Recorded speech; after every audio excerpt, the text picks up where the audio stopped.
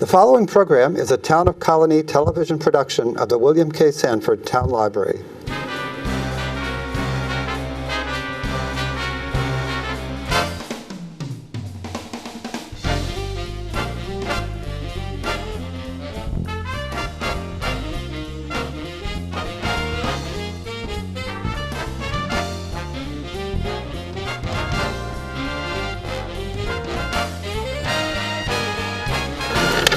Hello, everyone, and welcome to a new program that we're doing here at Public Access Television, Town of Colonie Television Network, and it's called Legends. And Legends is about people in our community in different areas of our community of interest that have made a mark to improve the lives of members of our community, and by that I mean the greater Capital District area, in particular Albany, Colonie, Bethlehem, Delmar, or Bethlehem and Waterville, Cohoes, and the villages, of course. So we're going to be talking to people that have made a mark and have helped to improve the lives, or have made a mark and have certainly done the best to improve the lives of the people that live in our area. As we speak, we're very happy that Madison Vanderberg has made the top 10 at American Idol. She has a co-host mailing address, but she is a student at Shaker High School, lives in Latham, up by Gulptills. And if voting is still happening, vote for Madison. And let's bring American Idol winner to the Capital District, especially to the town of Colonie. My guest today is a person that I've known for about 10 years now. He is a county legislator from the 2nd Legislative District in the city of Albany, which is mostly Arbor Hill and some of North Albany, and has an amazing background, an amazing story, and has been doing a great job in the county legislature. Merton Simpson is my guest. Merton, welcome. Good to be here. Thank you for inviting me. Absolutely, it's good to have you. Mert, you have quite a background, quite a story. First of all, you hold 2 master's degrees.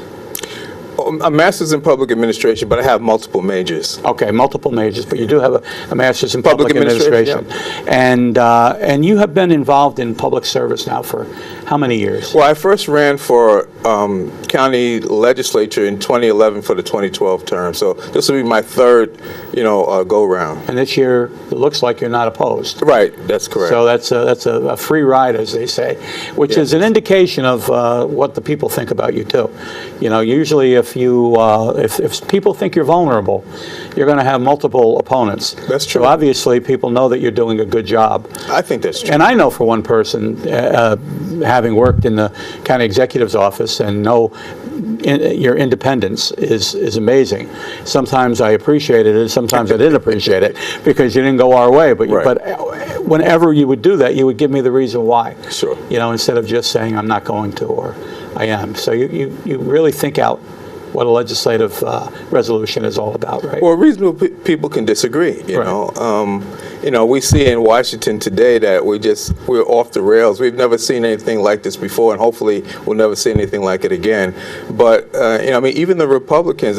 I'll be 65 this September, and my whole life we've been fighting the former Soviet Union and Russia. Now all of a sudden, Russia can do no wrong. And funny story. The city, you probably know that the city of Albany was attacked by malware just a few weeks ago. I was attacked at the same time the city was. I had my IT people call me this Saturday morning a few weeks ago and said that, your system has been compromised. And we looked at it, it looked like a lot of Russian, attempts at, invading my system.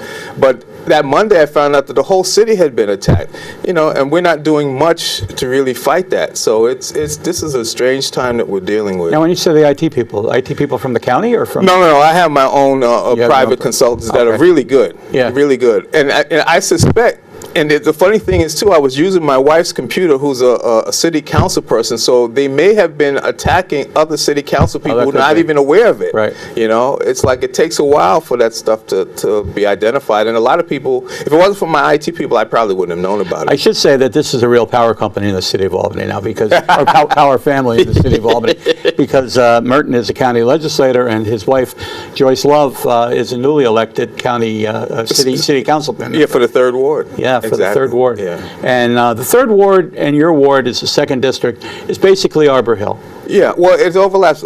The actual legislative district includes Arbor Hill, parts of West Hill, Washington Park, and Sheridan Hollow. Okay. But it's a very, contiguous area. Like the previous manifestation of the district went from the border of Menands all the way past Madison Avenue. Now it's like State Street to Livingston, Lexington Avenue, and the 2 prongs on Eagle Street. So it's very homogeneous, But it's also a very poor area. It is. Got some pretty well-to-do people on State Street near Rockefeller. That's right. But yeah, there's a lot of poverty, a lot of blighted housing. A lot of that blighted housing is because the governor got rid of a lot of really good-paying state jobs. And then, the whole Western economy is imploding economically, and it trickles down from the federal to the state to the local.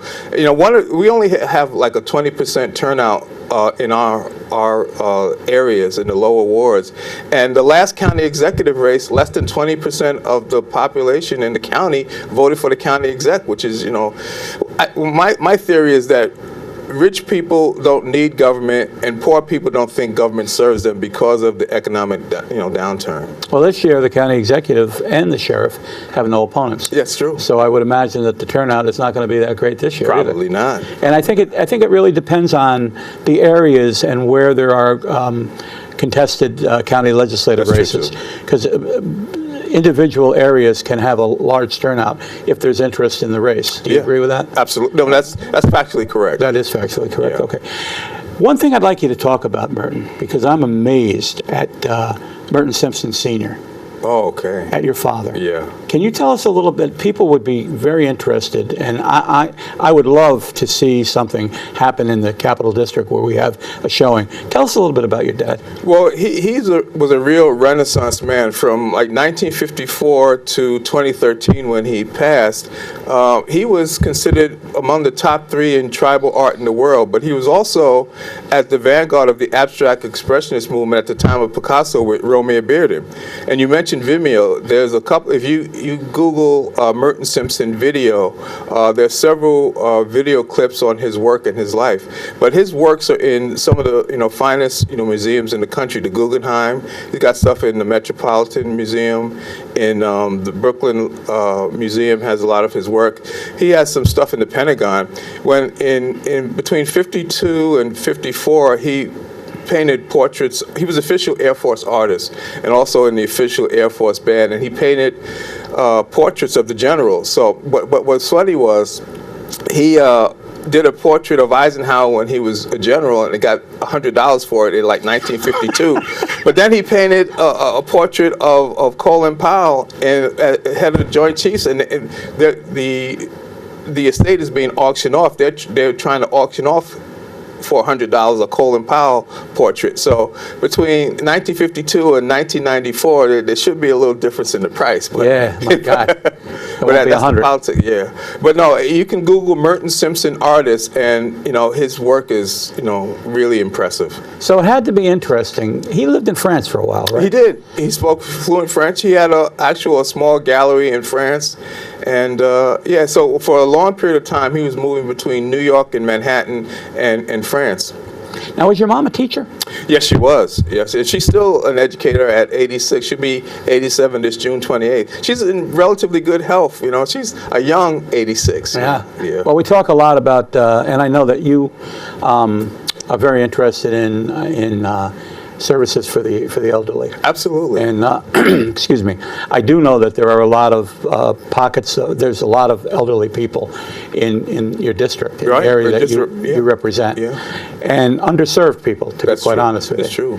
You hear about these things called the villages, and all of these things that are being brought together for people that are older, so that they can have support. Excuse me. but there's a cost to it, so they don't go into the urban areas. You know, they don't go into the urban areas. In Albany County, AARP did a very comprehensive survey to find out what the needs are, needs assessment, what the needs are of older people. But they didn't go into Arbor Hill. Wow. And that's because they didn't think people had cell phones, because they did all of their calling on cell phones. Well, a lot of people do still. You know, there are a lot of people in 45 Central. It's mainly an elderly building, although there are younger people coming in there now, which sometimes is not necessarily a good thing. But yeah, there are a lot of, you know, elderly people in our area. That have needs. Yeah, absolutely, you know? absolutely. So, Again, the economy is just kind of tanked, and the resources that city government have are not what they used to be. You know, and the trend is going downward. I don't see anything necessarily bright in the future in terms of the national leadership is, you know, widening the gap between the rich and the poor. I mean, the current tax structure is just absurd. It's, you know, benefiting people who are very well heeled at the expense of everybody else. You know, people get their taxes this time, and they're going to be surprised that their traditional returns have shrunk. what do you like the best about being a legislator? Well, I've been a social justice activist for a long time, and basically I tell people I ran for office because I want to get more lifeboats on the Titanic. You know, I see this political structure really imploding, and again, based on the geopolitical and economic situation that we have, it doesn't really matter the leadership that we have. I don't know how easy it's going to be to turn it around because there's been so much structural damage and such, you know, maladministration.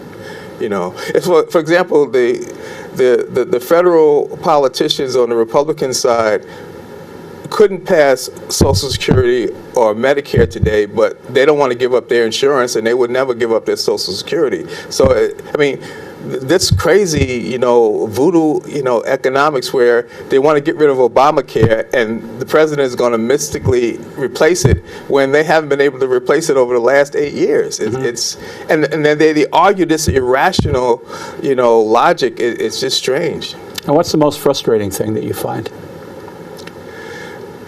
That people are so trapped with daily survival that they can't see the obvious threat that the maladministration of bad politicians implement. You know, the fact that people... And you're talking about bad politicians on both sides. Oh, yeah.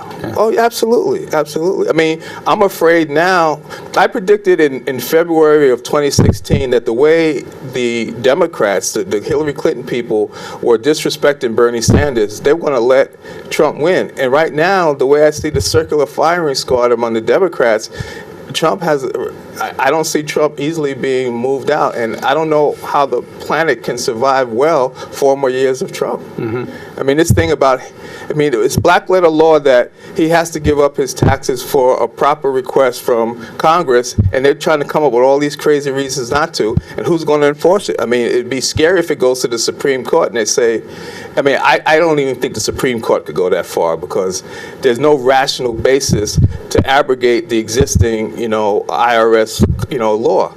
But this guy is stealing in broad daylight. They want to do a study as to whether he's in violation of the Emoluments Clause. Well, it's really clear. He's got foreign dignitaries from Saudi Arabia, Qatar, Korea going to his hotels in Washington or around the world. That's a daily violation of the Emoluments Clause. I mean, how do you have all of your top people with Russian connections and say there's no collusion? And he's an authoritarian, just like, you know, the Saudis or the Koreans.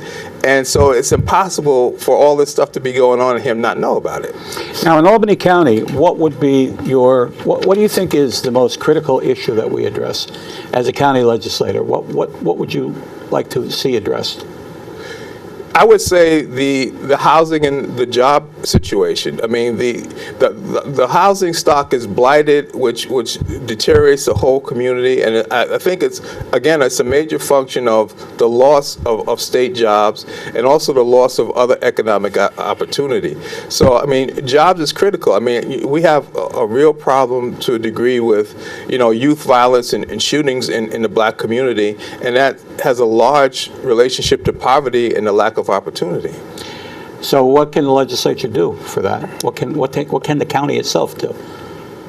Well, I think we could be more creative in terms of how we deal with employment, but it's an uphill struggle. For example, the mayor and my wife and I have a disagreement on the idea of the Skyway initiative for 787. They want to build what I call a kind of mini Corning Preserve. And to me, it's like we have all these blighted houses going up Clinton Avenue, but you're going to pretend that a mini Corning Preserve is going to have a better outcome than the real Corning Preserve, which people only go to when there's free events in the summer. I just think that money could be better invested. Now, I think the vision is that if you gentrify and beautify the downtown area, that long-term, that can increase the viability of the city. But the overall economics just militates against that being sensible. It's like you can't pretend that downtown Albany is downtown Saratoga. It's just not. Right. And they've tried for many, many years to make it downtown Saratoga, but it hasn't worked. It doesn't have the gravitas. There's nothing attractive about being close to the Hudson River. It's not a glamour But do you think that if let's say, and this is a proposal, I think they're going to do it. The Palace Theater was purchased from the city. Yeah, and I'm not sure that was a good idea either, But if they make that in other Proctors, and they renovate it like they say they're going to, so they get Broadway plays and things like that. Do you think that could be the catalyst to revitalize the whole area? Well, if you have real attractions, you will get people. I mean, there are people in the Capital District area who go to Proctor's, and if there were attractive. Like, for example, they used to have these, African-American gospel plays that, really had good attendance. I'm not sure why that was discontinued. I remember when they had Tom Joyner come, that was a tremendous event. And I do think the potential for the Palace is great. It just depends on the vision and the actual quality of what you bring to it. Now, the Times Union Center, and that's part of the county. The county owns the Times Union Center. And they just celebrated having its best season ever. That's right. But that corridor of Pearl Street, it just seems to die as if there's nothing there at all. So what do you do to entice people to come down there? The Johnny Rockets, which was in the Times Union Center, closed after a year. That's closed now. Wow. Before that, it was Wolf's 111, closed. What do you do to bring people down if there's not an event at the Times Union Center at that area? Well, it's very difficult. I think, to the degree that it's possible, you have to have specific events that are going to bring people in. And I do think, like you said, the Times Union Center is very effective, very successful. But, you can't fight demographics to a degree. We don't have a very large population. The county is like 300,000 people. The city is hovering around 100,000 people. That's a relatively small market. It's difficult. When you have events at SPOC, they do well. And it's not just because of Saratoga, it's because of the quality of the events.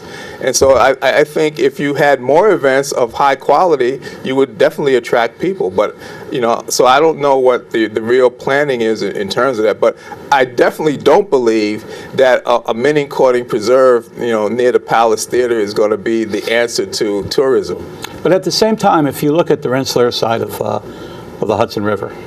Now they're talking about doing a major renovation of that whole area, like reinventing that whole area, right, with apartments and stuff like that. Don't you think that the infrastructure is detrimental to the Corning Preserve? Because, how do you get there? People don't even know how to get there half the time because you've got this maze of highway. Well, I guess my question would be, if you have the events, people will find them. For example, when they have the free events during the summer, live at 5, right? First of all, they do have quality events. Of course, that they're free, and that helps. But people don't have any problem finding it then. Right, you're right. The other thing is that what would you put down there? So you're going to have a nice little park, a nice little walkway, a bicycle path. But if you don't have some other enticing activity, I don't think you're going to generate much, support. It's funny because if you go to the city of Cohoes now, the city of Cohoes has this river walk, they call it, Riverway. They have apartments all up the Hudson shoreline. And if you're driving over from Troy and you look over, it's such an amazing sight to see all the lights on and everything else. So if they can do it, if they can put apartments on the Hudson, why couldn't Albany, and why couldn't it come into the areas like Green Island has apartments on the Hudson? And I'm wondering why that wouldn't be a Well, I mean, possibility. there is actually housing very close to the Corning Preserve, and I guess their plan, part of the whole, initiative now is to increase housing near that area. And I'm not sure that, again, it's even a perception issue. But for better or for worse, it looks like they're planning on going ahead, I guess maybe with state money. Our concern was that city funds, that whole corridor of Clinton Avenue from the Palace going on up, past Henry Johnson is, really terribly blighted housing, which, again, primarily is because people retired from state jobs. The jobs were no longer there, so people didn't come back to the housing. What I'd like to talk to you about, too, Merton, is in the last number of years, you have become very vocal about environmental action. Absolutely. And I do know that there's something going on at the downtown campus of Albany State at Milne 200. On the 24th, Wednesday, next Wednesday, which you probably won't see this before then, but maybe you will. And it's called Going Green in New York, a conversation about the proposed New York Environmental Bill of Rights. And you are one of the featured speakers on this.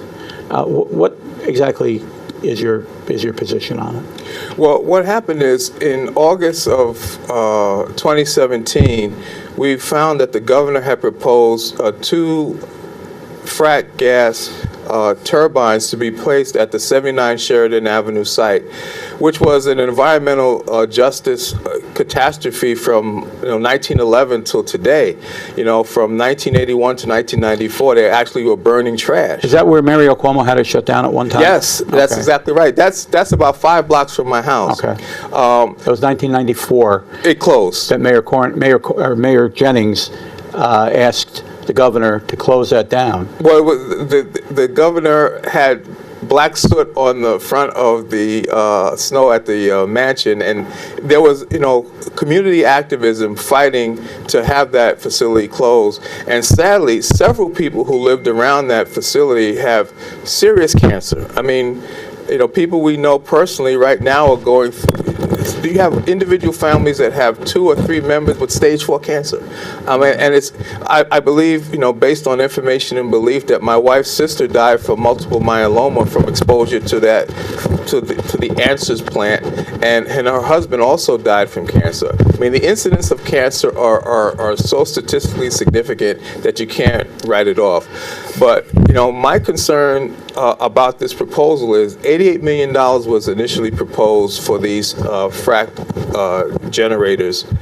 And to me, the purpose was to actually fuel the 98-acre Empire State Plaza. And the governor has some really lofty goals for, 100% renewable energy. But if you go 1 step forward and 3 steps back, we're never going to reach it. For me, in 2017, the horrific hurricanes in Puerto Rico, the Virgin Islands, what happened in Texas, Florida, and other places, was the worst hurricane season in the history of North America. Within a 3-month period, we had between 4 or 5 Category 4 or 5 hurricanes, which is unprecedented. And last year we had some of the worst fires in California in the history of this country. So I mean, you even look at the recent weather this week, in the past couple of weeks, you see that the climate has a major impact on the weather, and the trend is not sustainable. The scientists are very clear about what's happening. The polar ice pack, Antarctica, is melting. It's causing rivers to rise. It's causing famine. I mean, it's cataclysmic. And I think the predictions of doom are what we're finding out. The situation is even worse than we anticipate. And my fear is that if we did the right thing globally today, we might not have a long-term sustainable planet for our children. We're so far from doing the right thing that it's a real existential crisis. Mm-hmm. So this building, I think a lot of our viewers will know that it was called the Answers plant back in the 90s. And that's so it's up and running again. Yeah, well, it never stopped. They were using, frack gas to produce steam to still fuel the Empire State Plaza, and now they want to bring in these turbines, which will actually increase the gas usage and increase the toxicity. But what's so ironic about it is we know about the alternatives like geothermal technology. I think that there was just a series of houses opening yesterday that's net zero in the Capital District region, which is the way we need to go to be sustainable. But in order to survive, we need a major transformation. But again, it makes basic economic sense. I mean, fossil fuels are obsolete. Fossil fuels have probably been obsolete since 1945. And we have these flat Earth, people who talk about the need for coal, and the major petroleum companies talk about clean natural gas. Natural gas, which is primary methane, is 80 times the polluter of CO2 for toxicity. And so we got to get serious about a radical change, both in transportation, in energy use, and it's good that we have a ban on plastics. People are talking about even getting rid of plastic straws, and people think that little things don't add up, but on a global scale, it leads us to a bad direction. But if we go to plastic, let's say we go to paper bags, are we going to hear in 5 years that that's bad too? Well, we know that petroleum is worse and less biodegradable than paper. So, I mean, I think that some people have suggested using wood products to sometimes substitute for petroleum products. But there are wind, solar, all different kinds of ways of using geothermal energy that don't cause any kind of pollution at all. And that's the way that we need to go if our children and our grandchildren are going to have a planet they can survive on. I'm going to play the devil's advocate here, all right? And you hear it all the time. Okay. But it costs more. Well, it doesn't. That's the thing. If you do research on the Bloomberg Center, on even Cornell, Ithaca, Skidmore College is using geothermal. All these places that use particularly geothermal energy have had a very quick economic turnaround, and so it actually is more efficient and less costly. But the other thing is that, let's face it, the wave of the future is green jobs. China is doing significant investment in it, and we're stuck with the old petroleum industry having control over lobbyists and politicians, and that's what's causing the drag in terms of doing what can be done. But no, if you actually look at it, it's a real savings. So let me ask you about the Environmental Bill of Rights. Dog and pony show, or is there some teeth to it? Well, it's not in isolation. There are several other things that are being proposed, but the real issue is there are good things that are happening, but there are more bad things happening. So again, if we were doing everything right, it's still a challenge. We're doing some good things, but we're also doing some bad things. For example, like last year, at the same time that we were doing interesting things with geothermal energy. Like if you look at the Bloomberg Center on Roosevelt Island, it's a near net zero facility. They're doing tremendous state-of-the-art things with energy sustainability. But at the same time, the governor had these competitions for fracked natural gas microgrids. And what happened is you actually had 2-hour webinars on how to finance, fossil fuel facilities. That's just not the way to go. So really, which doesn't surprise me. The governor has the power to do tremendous things. Whatever he wants, right? And the other thing is that I believe that the leadership in, NYPA and NYSERDA, left to their own devices, would want to do what's right, but it's a mystery to me why the governor is not fully committed in terms of actual practice. Even though, we were able to, with a number of groups, get them to move the initial proposal in Sheridan Hollow the language in the budget moved to considering more sustainable alternatives other than the natural gas, and that's a really big thing. To actually be able to change budget language is a significant, victory. But again, we're doing, there's talk about a frack gas pipeline going through Rensselaer. So again, the one step forward, three steps back position is not going to get us where we need to go. Well, one thing I can say, Mert, and you're part of this, is that the County of Albany is very proactive. It seems that we're responding to the call for stricter environmental laws and rules and regulations, and that's something that, as you say, it's an issue that is critical to the future of our planet, and so. When you hear about this stuff, I know it gets technical and it gets scientific, it seems, but it's really about life. It's about being able to breathe right and being able to drink the water safely. Mert, I want to thank you so much for being with us. It was a quick half hour. My guest today has been Merton Simpson, the county legislator from the 2nd Legislative District in the city of Albany. And I want to thank you all for watching. Join us next month for another issue of Legends.